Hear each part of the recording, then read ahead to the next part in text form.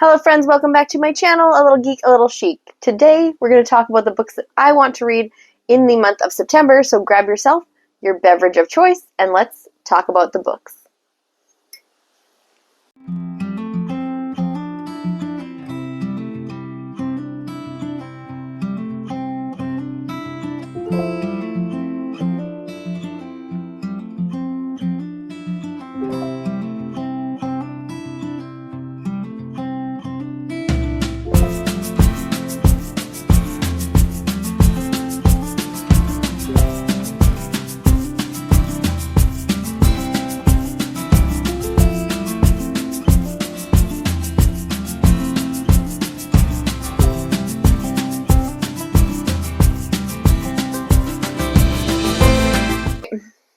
One more sip.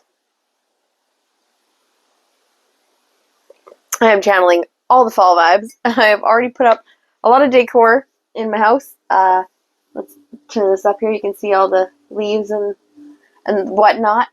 I have a blowout situation going here, letting my hair air dry, and I have naturally curly wavy hair, so it is going to be a bit much, but we're going to let her do her thing, and we're just going to talk about books. We're going to ignore my crazy hair situation, and we're going to talk about books. In September, I'm really channeling the fall vibes. They are here. I am here. I am drinking pumpkin spice lattes, pumpkin coffee, pumpkin everything, and I couldn't be happier. That being said, I am a little overzealous with my TBR this month. I will tell you right now, 100%, I will not read all these books, but I am a mood reader, so when the mood strikes, I just have to grab, and then sometimes I don't even read them. I try to at least get through a portion of my TBR before I start dabbling in all the mood reads, but I don't know if that can happen this month because I am obsessed.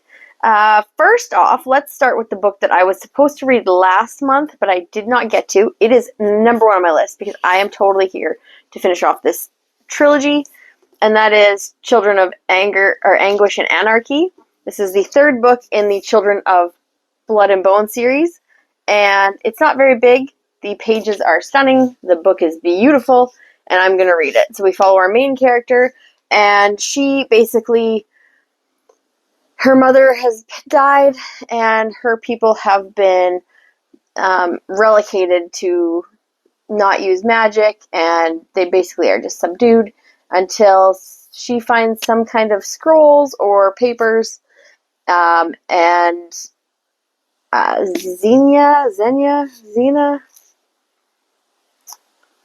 Zelie. It's been a while since I read this, but now we know. Zelie is trying to put the scrolls back together and reinstate the greatness that her people once had. And of course, she's headbutting with some royal figures from the monarchy that want, and the court that want to stop this. And we are on the third book now. There is like a little bit of a love triangle situation in here. Not really triangle. I think it's just a love situation that is not allowed in their culture. So we're following that as well. I highly recommend this series if you haven't already picked it up. The first book is phenomenal.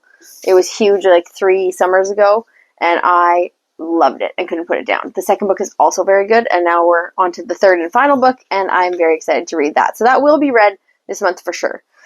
Also for sure, I've already started Harry Potter and the Philosopher's Stone. I do a reread every fall, and I've already started. I started in the fall. I don't finish it until well after the fall because the books are huge. But yes, I've already started. I'll be finishing this. It needs no introduction. It's Harry Potter. The other reread I have is a fall staple. And if you've read it, you know. And you probably read it every fall too. And if you haven't read it, you need to. And then you'll read it every fall too. And that is a graphic novel called Pumpkinheads by Rainbow Rowell. Rainbow Rowell is a great, phenomenal YA new adult author. She's fantastic. I think she may have a couple adult books also, but I know her best for her YA, like Carry On and Fangirl. This is her graphic novel. The cartoons are fantastic. The drawings just give you such fall vibes. It's set at a pumpkin patch, and the two main characters are going to find the other main character's love interest and tell her how he feels before the end of the summer. And they go around this entire pumpkin patch corn maze situation until they find her. This is fantastic. I read it every year. This is happening. Mark that down. Next up, out of the want to reads, we will start with the ebook category. I have 2 ebooks. The first ebook is Murder at the Bookstore. This is a cozy. It's the first book. I don't know much about it. I just saw Murder at the Bookstore, and now I want to read it. So that is 100% going to happen. The second book is a cozy romance, and that is The Pumpkin Spice Cafe by Lauren Gilmore. And this is like a cozy, it's just like a cozy mystery, but it's a romance. And it's set where this lady comes in and takes over a cafe that might be struggling, and then she, I think, falls for or has a relationship with the person who provides her supplies. So it kind of sounds like a Cookie Austin situation from like Gilmore Girls. If you know, you know, and I am here for it. So this book is also on my list digitally to read. And the final one is Death by Coffee. It's fall. I love coffee. I live on coffee. And if you like coffee, like I like coffee, and you like cozy mysteries, you're going to want to read this also. So, again, I don't know too much about the cozy mysteries. Usually there is a death, usually there is or a murder or a theft, and then our main character is in some kind of like love triangle situation, or has a romance interest and tries to be the amateur sleuth. That's what I can tell you about all the cozy mysteries, and they are perfect for fall. So if you haven't picked one up, do yourself a favor and find one that suits your interests. There's ones for people who like books, people who like knitting, people who like crafts, people who like board games. So find one, sit yourself down with a cup of coffee, and just have a nice cozy evening reading a cozy murder mystery. So those are the 3 digital books I have. Now onto the physical dreams list. Let's start with the one romance that I have in here physically, and that is B.K. Borson's In the Weeds. This is the sequel to Lovelight Farms. We read it last year. It is set on a tree farm, and her tree farm isn't doing so well, and so she puts in for a contest, and has to have her friend be her fake spouse, boyfriend, fiance. And the Instagram contest sends an influencer. That's this lady right here. And they find out something about the influencer later in that book. So I won't spoil that for you if you haven't read the first one. Please read it. It is so wholesome, and I just love it. I fell hard for that book, and I'm so glad I read it. And I'm so glad I'm going to pick up this one because the lead hand, he was my favorite character probably in the first book, so I'm super excited about this. And if you just look, the flannel vibes, ugh, can't wait. I'm so excited. This one's a hope / will read. Thriller-wise, we have 2. One's kind of a mystery that's like a cozy mystery, but not digital. And that is, I was planning on reading it, so I've already got the bookmark in here. And that's Thursday Night Murder Club by Richard Osman. I've heard a lot of good things about this book. It's set in a retirement home, and it's a group of people who are retired, who meet Thursdays to talk about true crime and open crime files.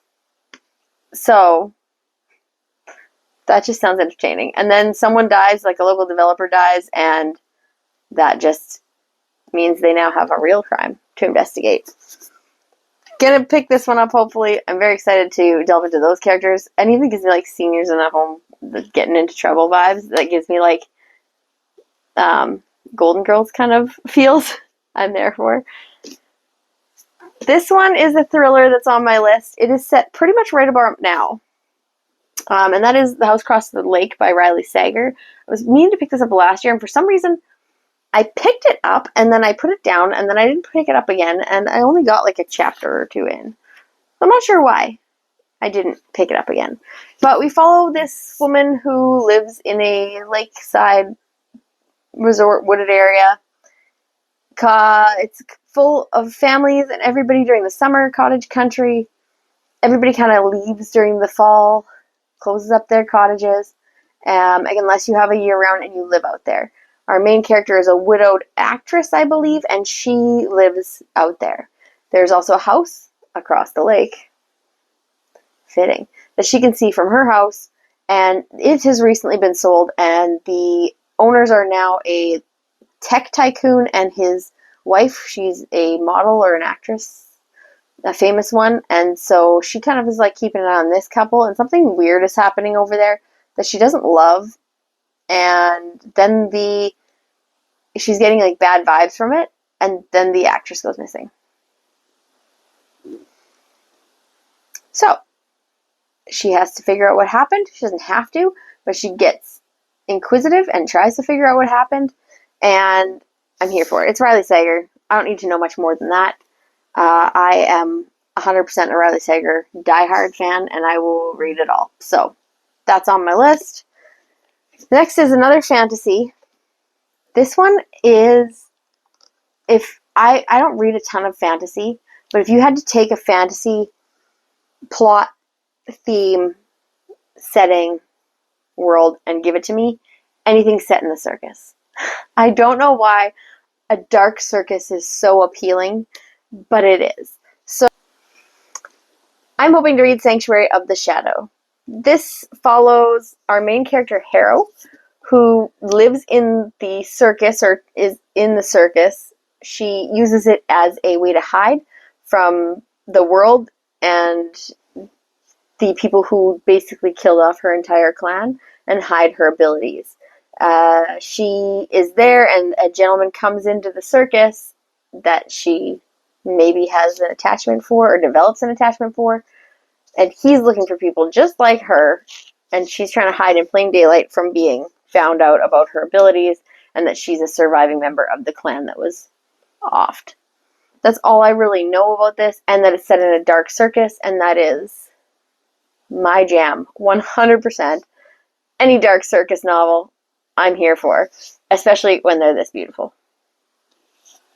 Stunning, right?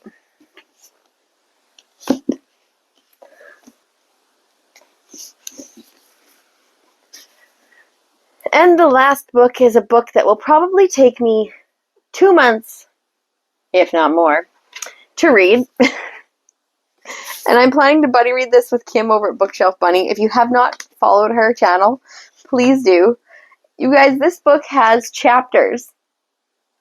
And each chapter has more chapters. So it's chapter 1. 1, 2, 3, 4, 5, 6. Okay? And then chapter 2. 1, 2, 3, 4, 5, 6, 7. You get the gist.